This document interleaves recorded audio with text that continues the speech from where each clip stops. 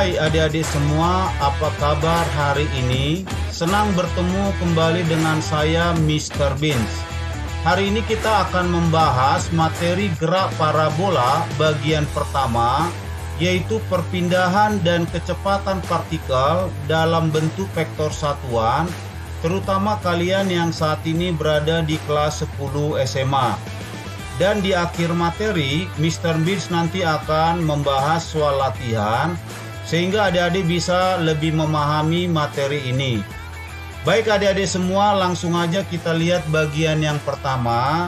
Kita lihat dulu di sini mengenai pendahuluannya. Nah, nanti di sini ada dua hal yang perlu kita bahas, yaitu menganalisis besaran perpindahan, kecepatan dan percepatan dari suatu gerak parabola. Tapi di sini kita coba tinjau dalam bentuk vektor satuan. Ingat, vektor satuan itu adalah vektor yang memiliki nilai 1. Kemudian dalam hal ini nanti yang kedua, kita lihat bagaimana perpaduan antara GLB dan GLBB pada suatu gerak yang disebut namanya gerak parabola, ya. Nah, itu dia nanti yang perlu kita bahas. Nah, sekarang kita lihat bagian yang pertama dulu, yaitu vektor kedudukan. Kalau misalkan kedudukan dari sebuah benda A, di mana benda A ini terhadap titik acuan O, kita tuliskan atau dinyatakan dengan bentuk vektor kedudukan atau vektor posisi yang kita beri namanya OA, ya. Jadi panjang O ke A ini. Nah, atau OA itu sama dengan, jadi OA ini sama dengan R, ya. Di mana R itu kalau dia dalam bentuk dua dimensi, kita tulis bentuknya itu R sama dengan X I tambah YJ. Jadi I itu namanya vektor satuan. Jadi vektor satuan untuk sumbu X itu namanya I. Vektor satuan untuk sumbu Y itu adalah J. Dan kalau dia tiga dimensi, berarti vektor satuan untuk sumbu Z itu adalah K. Sehingga dia dituliskan dia R sama dengan XI tambah YJ tambah ZK. Nah, inilah dia posisi atau kedudukan dari benda A itu yang kita tulis dia dalam bentuk vektor satuan, ya. Nah, jadi ingat sekali lagi, vektor satuan I, J, K ini artinya memiliki nilai 1, ya. Itu yang disebut namanya vektor satuan. Oke adik-adik. Nah, dari vektor satuan ini kita hubungkan dengan perpindahan. Tentu kita sudah belajar apa itu perpindahan. Perpindahan itu berarti perubahan posisi akhir dengan posisi awal. Misalkan di sini perpindahan dari suatu benda A dalam selang waktu T, ya. Jadi kalau misalkan benda A itu mula-mula posisinya dari titik O R1, di mana R1 itu koordinatnya X1 dan Y1, kemudian posisi akhir R2-nya koordinatnya X2 dan Y2. Sehingga nanti kalau ditanya berapa perpindahannya ini? Nah, tentu kalau kita lihat dari gambar, berarti perpindahan untuk sumbu X itu adalah delta X, perpindahan untuk sumbu Y adalah delta Y. Nah, sehingga perpindahan itu adalah delta R. Nah, tentu di sini ada sudut perpindahan. Sudut perpindahan ini nanti kita misalkan theta. Oke adik-adik? Nah, sehingga dari sini kalau kita tuliskan, maka perpindahan itu adalah delta R, R2 min R1, di mana delta R itu dia dalam bentuk dua dimensi, yaitu delta XI ditambah delta YJ. Nah, jadi dalam hal ini delta X berarti menjadi X2 dikurang X1, delta Y itu berarti Y2 dikurang Y1, ya. Nah, nanti kalau ditanya berapa besar perpindahan, nilainya berapa, ini kita buat dalam bentuk harga mutlak. Berarti delta R itu adalah akar dari delta X kuadrat ditambah delta Y kuadrat. Kemudian nanti kalau ditanya berapa arah perpindahan dari benda A tadi atau titik A tadi, itu kita gunakan tangan theta. tangen theta itu adalah delta Y per delta X. Nah, sehingga persamaan daripada posisi A, kalau kita tulis dia dalam bentuk vektor satuan, itu kita tuliskan nanti bahwa R fungsi T, artinya waktu dia akan berubah, itu kita tulis dalam bentuk XTI tambah YTJ. Jadi ini adalah vektor posisi untuk sumbu X, dan YJ itu adalah vektor posisi untuk sumbu Y-nya. Nah, itu yang disebut namanya vektor perpindahan. Kemudian kita hubungkan nanti juga dengan kecepatan. Nah, kalau dibilang kecepatan, itu adalah perpindahan dibagi dengan selang waktu. Sementara kalau dibilang kecepatan rata-rata, itu adalah perubahan kedudukan atau perubahan posisi, ya, perubahan posisi terhadap selang waktu atau dibagi dengan waktunya. Sehingga dari sini kalau ditanya berapa kecepatan rata-rata, itu adalah delta R per delta T. Ingat tadi bahwa delta R itu adalah R2 dikurang R1, akhir dikurang awal. Nah, sehingga kecepatan rata-rata untuk sumbu X itu adalah delta X per delta T. Ingat tadi delta X berarti X2 dikurang X1. Kemudian untuk kecepatan rata-rata terhadap sumbu Y berarti delta Y per delta T, di mana tadi delta Y itu adalah Y2 dikurang Y1. Dan yang terakhir, kecepatan rata-rata untuk sumbu Z berarti delta Z per delta T, di mana delta Z itu adalah Z2 dikurang Z1. Nah, sementara untuk mencari delta T, berarti delta T juga adalah waktu akhir dikurang waktu awal, atau T2 dikurang T1. Nah, inilah dia persamaan dari kecepatan rata-rata. Nah, kalau kecepatan rata-rata ini kita coba tuliskan dalam bentuk vektor satuan, maka kecepatan rata-rata itu adalah V rata-rata X I tambah V rata-rata Y J dan V rata-rata Z K. Oke adik-adik, dengan catatan tadi bahwa Vx rata-rata itu adalah delta X per delta T dan seterusnya, ya, dan seterusnya. Kemudian kalau ditanya nanti berapa arah kecepatan rata-rata, tentu tetap kita gunakan persamaan tangan, yaitu tangen theta adalah V rata-rata Y per Y V rata-rata X atau VY per Vx. Itu dia untuk menentukan arah kecepatan rata-rata. Oke adik-adik. Nah, kemudian ada lagi yang disebut namanya kecepatan sesaat. Nah, apa yang dimaksud dengan kecepatan sesaat? Kecepatan sesaat itu adalah kecepatan dari suatu benda atau partikel pada saat tertentu. Nah, tapi dalam hal ini saat tertentu yang kita maksud di sini itu adalah kecepatan sesaat yang sangat singkat. Artinya apa? Artinya perubahan waktu atau delta T itu mendekati 0, ya, atau mendekati 0. Nah, sehingga karena dia mendekati 0, maka kita gunakan fungsi limit, ya, fungsi limit, di mana kecepatan sesaat itu adalah limit delta T mendekati 0, delta R per delta T. Sehingga di sini nanti limit delta R per delta T ini kita tulis dalam bentuk dr per dt. Dr itu artinya diferensial, ya, diferensial atau turunan dari posisi terhadap waktu. Sehingga dari sini nanti kalau ditanya, berarti kecepatan sesaat untuk sumbu X itu adalah dx per dt, untuk sumbu Y dy per dt, dan untuk sumbu Z dz per dt.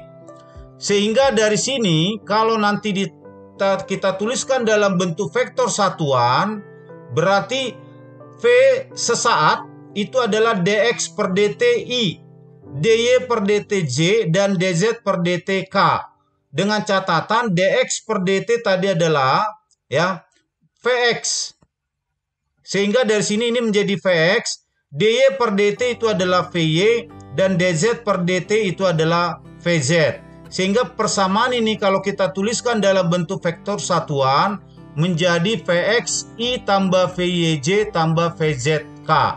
Nah, kemudian kalau ditanya berapa besar atau nilai kecepatan sesaat, itu sama dengan bahwa V mutlak ya. Jadi besar itu mutlak, itu adalah akar dari Vx kuadrat tambah Vy kuadrat ditambah Vz kuadrat. Nah, ini dia kecepatan sesaatnya, nilainya.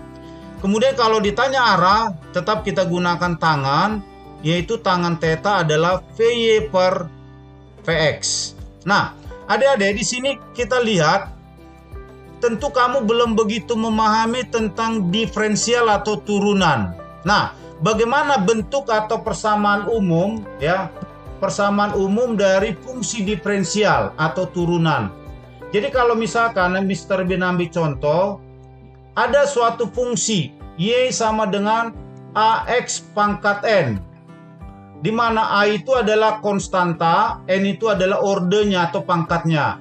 Nanti kalau ditanya berapa dy per dx, artinya berapa turunan y terhadap fungsi x, ini menjadi sama dengan, ini kita pindah ke depan, berarti menjadi n dikali dengan a dikali dengan x n dikurang 1. Nah, itulah dia dx per dt. Ini dia persamaan umumnya. Nah, misalkan Mr. Bin ambil contoh, ada suatu persamaan y sama dengan 2x pangkat 3 ditambah 3x kuadrat ditambah 5x ditambah 7. Nah, tentu ini pangkat 1, ini x pangkat 0. Nah, hanya tidak kita tulis. Sehingga kalau ditanya berapa dy per dx, maka 2 itu adalah konstanta, 3 itu adalah ordenya atau pangkatnya. Sehingga kalau kita turunkan dia, dy per dx menjadi 3 kali 2, 6, x 3 kurang 1 berarti 2. Ditambah 2 kali 3 itu 6, x 2 kurang 1 berarti 1. Ditambah 1 kali 5 berarti 5, x pangkat 1 kurang 1, 0 berarti jadi x pangkat 0 berarti 1. 0 kali 7 berarti 0. Berarti dalam hal ini turunan daripada konstanta itu adalah 0. Sehingga turunan dari 2x pangkat 3 ditambah 7x kuadrat ditambah 5x tambah 7 itu adalah 6x kuadrat ditambah 6x ditambah 5. Nah, ini dia contoh sederhana. Nanti ketika kita coba menyelesaikan contoh atau soal latihan. Oke adik-adik, supaya kamu bisa lebih memahami tentang persamaan vektor satuan ini, kita lihat contoh latihan soalnya. Kita lihat contoh soal yang pertama. Misalkan dibilang vektor posisi dari suatu partikel dinyatakan dengan persamaan R sama dengan T pangkat 3 ditambah T I vektor posisi I ditambah 2T kuadrat J, di mana T dalam second dan R dalam meter. Yang ditanya, tentukanlah besar dan arah perpindahan dari partikel ini pada saat T1-nya 1 second dan T2-nya 2 second. Nah, tentu kalau kita lihat dari bentuk persamaan vektor di sini ya, bahwa dibilang R sama dengan T pangkat 3 ditambah TI tambah 2T kuadrat J. Nah, apa dulu yang kita lakukan adik-adik?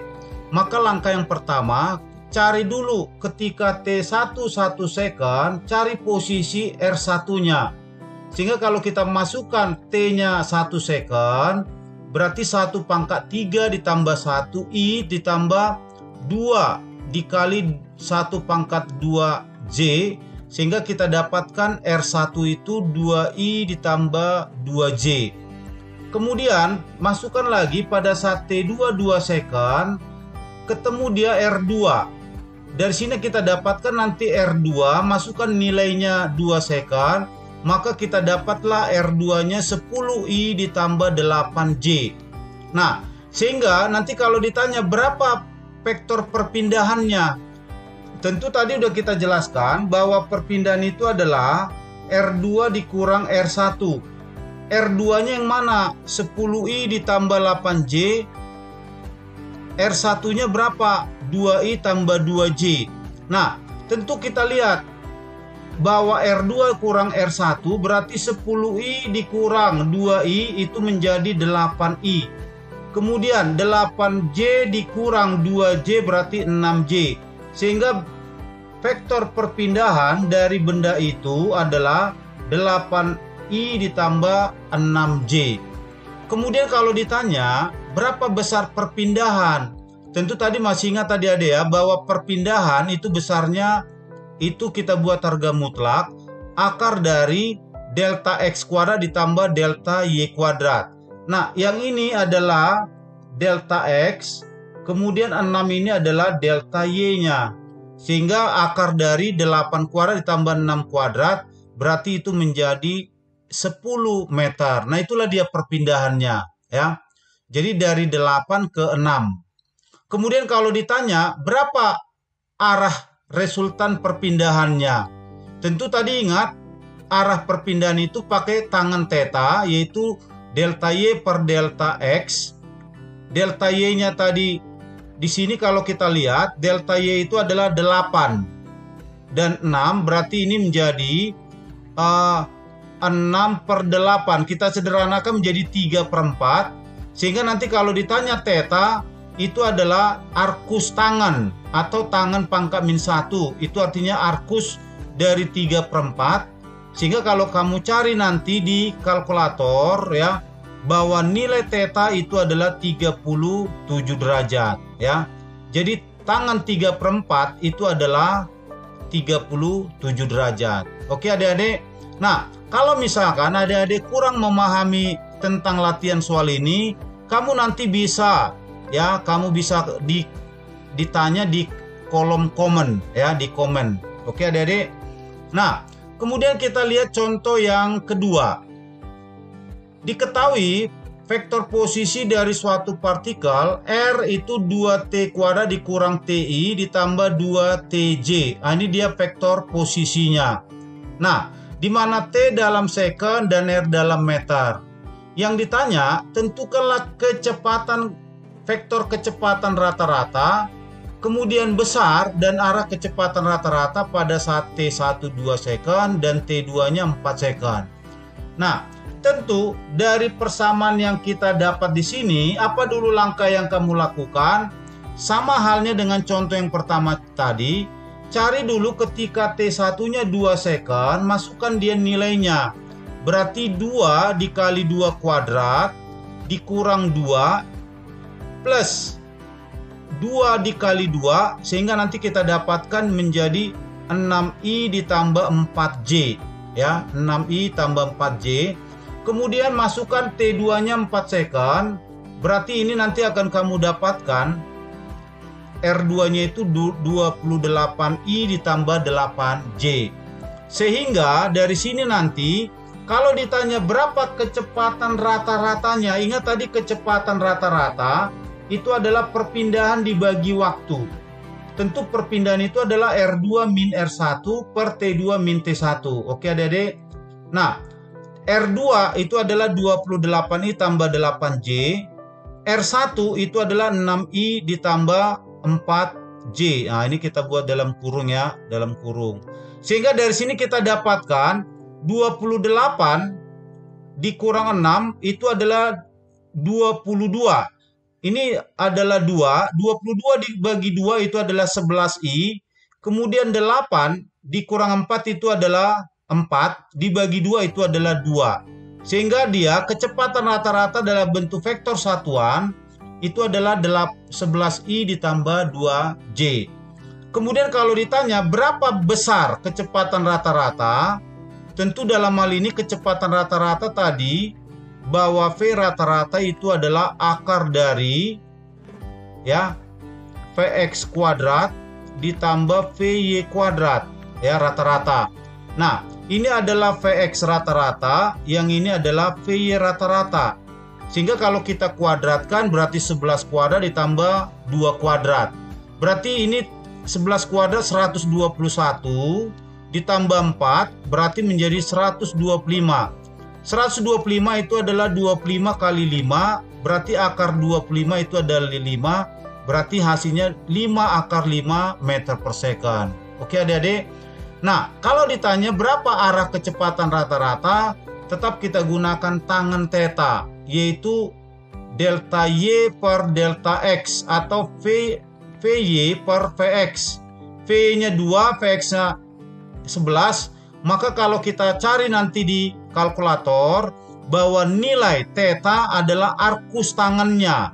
Arcus tangan dari 2/11 itu adalah 10,3 derajat. Nah, itulah arah kecepatan rata-rata. Oke adik-adik, bisa dipahami ya. Nah, kita lihat contoh yang ketiga.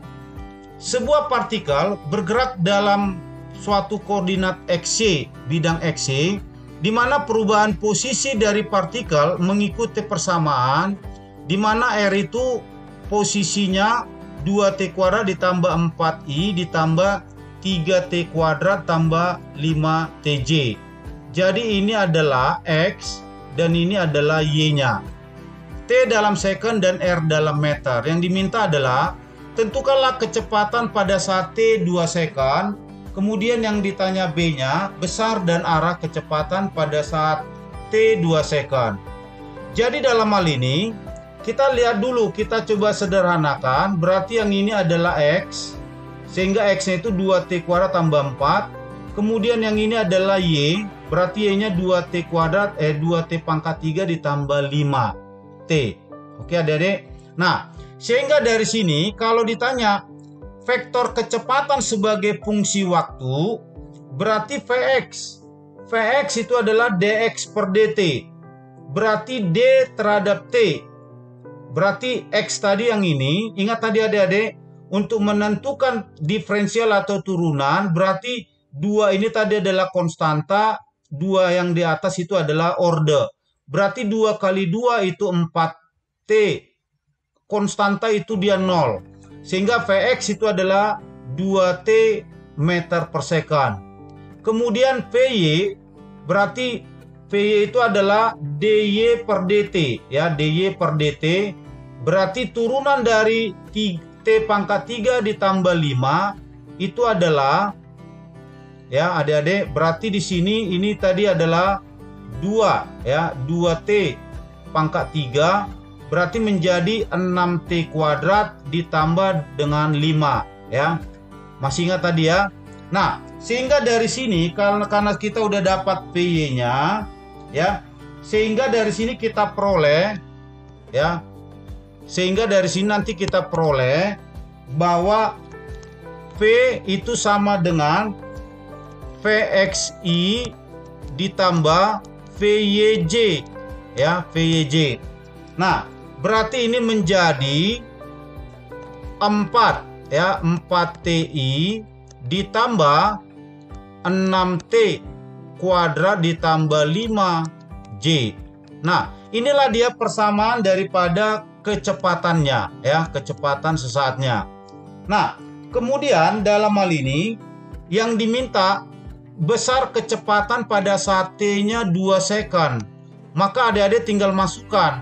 Berarti pada saat T sama dengan 2 second, berarti V-nya jadi berapa? Berarti V sama dengan 4 kali 2 berarti 8. Berarti 8I ditambah 6 dikali 2 kuadrat. Berarti 24.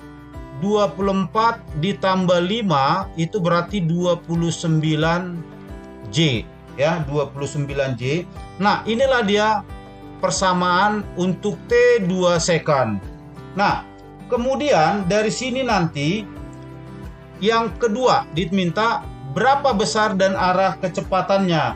Maka untuk menentukan besar kecepatan, ya, besar kecepatan, berarti V kecepatan itu sama dengan akar dari ini adalah Vx dan ini adalah Vy, berarti menjadi 8 kuadrat ditambah 29 kuadrat.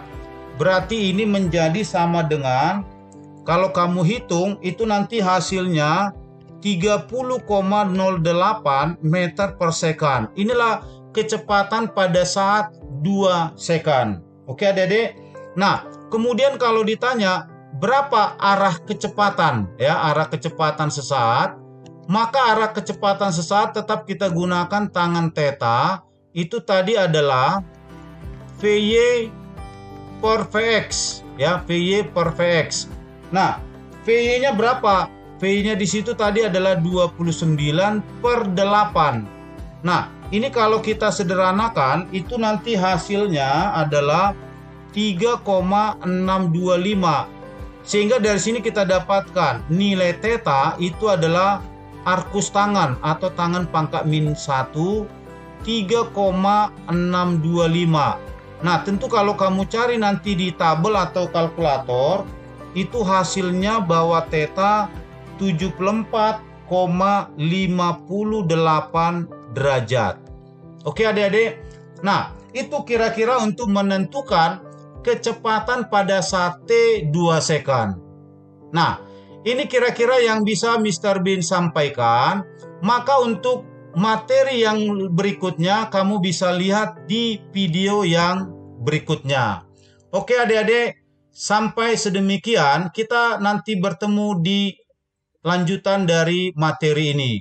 Terima kasih, thank you.